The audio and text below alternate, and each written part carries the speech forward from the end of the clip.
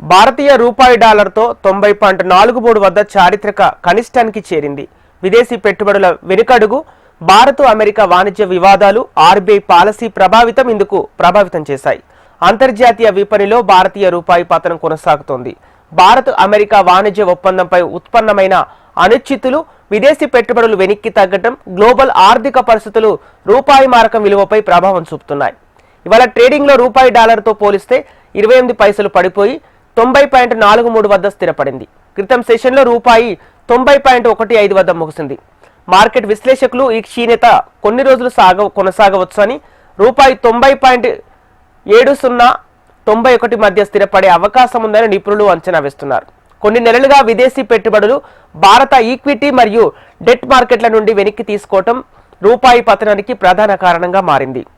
అదనంగా దిగుమతిదారులు వస్తువుల చెల్లింపుల కోసం భారీగా డాలర్లను కొనుగోలు చేయటం రూపాయి విలువపై ఒత్తిడి పెంచుతోంది.